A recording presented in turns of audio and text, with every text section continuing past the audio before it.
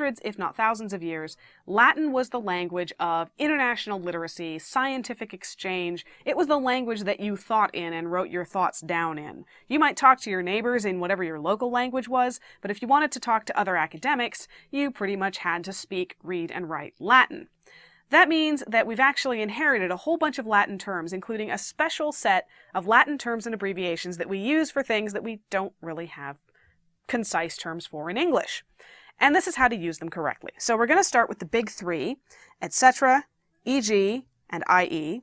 Then we're going to look at when to use i.e. and when to use e.g., because people get them mixed up all the time. And then we're going to go over a few other helpful Latin terms, sic, circa, et al., vis, and versus. And then, of course, we'll end with some practice. All right, etc. or etc. Etc. means and others, or and the rest. The et means and. Etc. is used at the end of a list to indicate that there are other similar items on the list too numerous to mention here.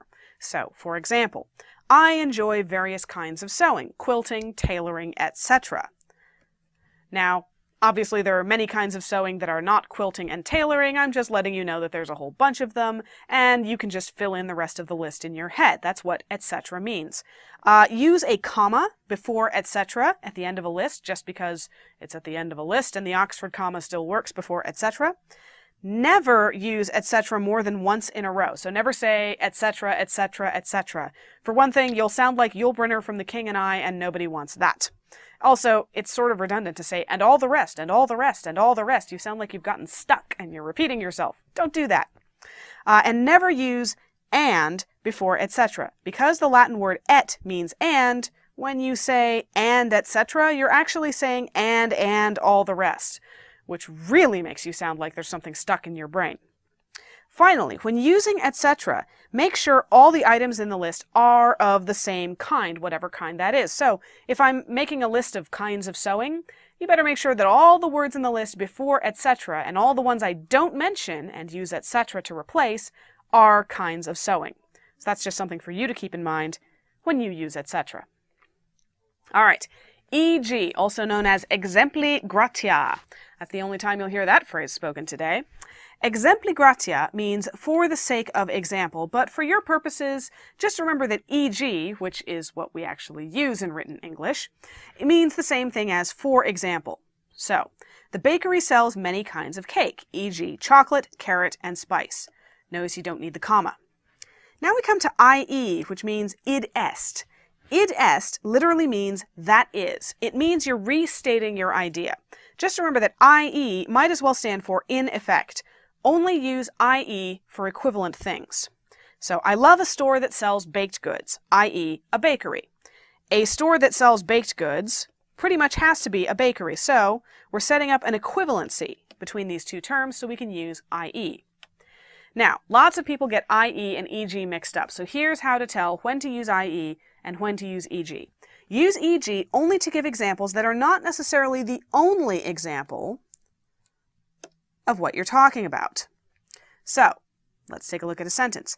William Shakespeare wrote many famous plays, e.g. Hamlet, King Lear, and Romeo and Juliet. Well, just about anybody who knows anything about Shakespeare knows that he wrote a bunch of other famous plays, like A Midsummer Night's Dream and Much Ado About Nothing, and tons of, he wrote a whole bunch of plays. 3 of them is not going to cover it. So e.g. is, for example. I'm just going to give you a few examples, but not all of the possible examples of famous plays by William Shakespeare. Now, you use i.e. to demonstrate equivalency. Examples that are the only possible example and therefore equal to whatever you're talking about. So, Earth's only satellite, i.e. the moon, has no life on it. Earth's only satellite, there's only one of them, and I've just given you the one and only example of Earth's only satellite, the moon. It's the only natural satellite anyway. So, we've set up an equivalency and you can use i.e.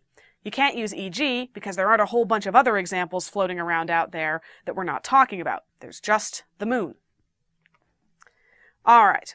Some situations can use either i.e. or e.g., but using one abbreviation or the other changes the meaning of the sentence.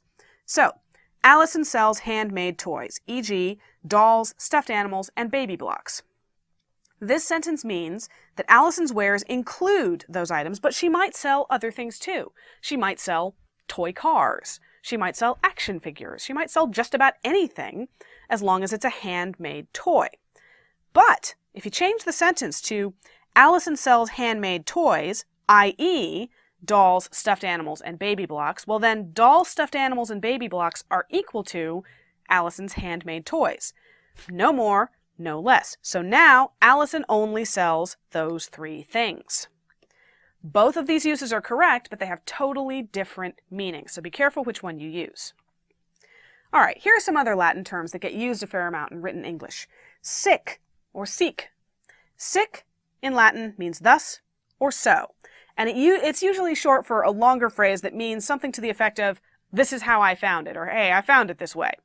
It's used in quoted material when the original material contains something strange, such as a grammatical error. So, for example, the 6-year-old's note said that she wanted to write, sick, a nice letter to me. Well, write is misspelled. It should be R-I-T-E. But of course, this is a note written by a 6-year-old. The spelling is going to be a little bit wonky. So rather than letting your reader assume that you personally cannot spell the word right, you put sick in brackets or parentheses to indicate, hey, it's not my fault. I found it this way. The 6-year-old did it that way. I really did type it like that on purpose because that's how the 6-year-old wrote it. Sick. I found it this way. All right. Thus leading to the popular t-shirt slogan, at least among grammar Nazis, where it says, bad grammar makes me sick. As in ill, but also as in, I found it this way, I make little notes. All right. Circa. Circa or circa means around or approximately. It's often abbreviated C or CA, and it's used with numbers, which means it's somewhere around this number. So, Alexander the Great died circa 320 BC. Actually, he died in exactly 323, but it was around 320, so we can say circa 320. The baseball player earned circa $5 million. Well, he might have earned, 5.2 million or something, but we're rounding to the nearest million, so we say circa $5 million. All right, et al. Et al. Is short for et alie, which means and other people. So it's sort of like etc., but with people instead of things. It's most often used in place of long lists of names. So, Jesus' 12 disciples, Peter, Andrew, James, John, et al., went on to found the Christian religion. Well, we've already said that there were 12 of these guys, and we haven't mentioned all of them in the sentence, so we put et al. To replace the 8 that we weren't talking about. Next, viz. Viz is short for videlicet, which means it is permitted to see. That vid is where we get video, visualization. Okay, videlicet, it is permitted to see. Or more clearly, namely, or that is to say. It's used to clarify, usually by providing details. So you can see all of my details to clarify what I'm saying. It's a bit like IE, but it's more specific. So it's commonly used at the beginning of a very big and very specific list. So, I grow vegetables in my garden, viz. Carrots, broccoli, cauliflower, string beans, and potatoes. There's all the ones I have in my garden, but it's a very, very specific list, so I use viz. All right, versus or versus. Versus means against or as opposed to. It is usually abbreviated VS or just V, and used to show opposition, especially in sporting matches and legal cases. So, Brown v. Board of Education, or Brown versus Board of Education, is an important Supreme Court case from the 1950s, and everyone just calls it Brown v. Board of Education, or sometimes just Brown for short. Did you ever see the Ali versus Foreman fight? That's a boxing match, so we're talking about an opposition between two boxers, so we use versus. Fans will never stop arguing the virtues of Star Trek versus Star Wars. Well, you've got two rival somewhat science fictional properties, and you've got rabid fans on both sides, so they're opposed to each other. They're arguing Star Trek versus Star Wars, so we use versus. All right, let's do some practice. Take a look at these sentences and insert the appropriate Latin term or abbreviation. Amber has sung roles in many famous operas, Aida, Così fan tutte, Die Fledermaus. Something would go in that blank. I love the music of the Beatles, John Lennon, Paul McCartney. Something goes in that blank. This Roman statue dates from something in that blank, 100 AD. My grandmother always told me that ain't blank a word. I love many kinds of ice cream, blank, chocolate, strawberry, vanilla, and others. There is only one planet in our solar system with rings, blank, Saturn. All right, let's have a look at the answers. Amber has sung roles in many famous operas, Aida, Così fan tutti, Die Fledermaus, etc. If she's sung in many famous operas, that's probably more than 3, so we say etc. to say, and all the rest that I'm not going to mention here, just assume she's sung in them.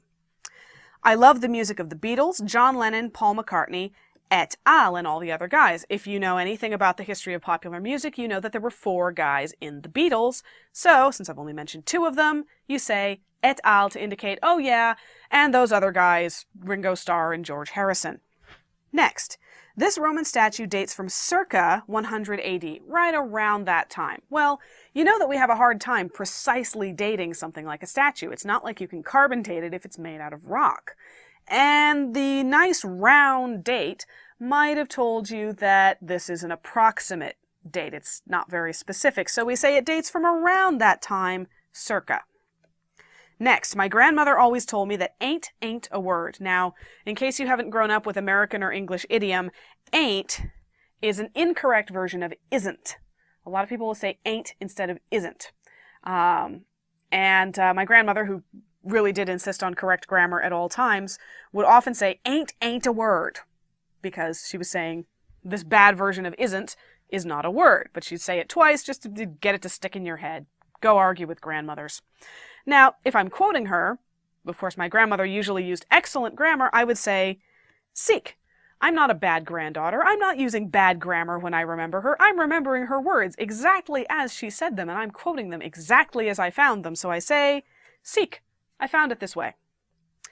I love many kinds of ice cream, e.g., chocolate, strawberry, vanilla, and others. Okay, you remember you use e.g. when whatever the next list is, it's not the only example of whatever you're talking about. Okay? If I love many kinds of ice cream, and I have this list, and then I say, and others, well then I'm not giving you every single example of every kind of ice cream I like, so it's e.g., for example. And finally, there is only one planet in our solar system with rings, i.e. Saturn. In effect, it's the only one. You could also use viz in the same place, since it means almost the same thing. They're both very specific, and in this case, they're only talking about one thing, Saturn, the one and only example of the phenomenon I'm talking about, a planet in our solar system with rings. And that's all for this lesson. Thank you for watching. Educator.com.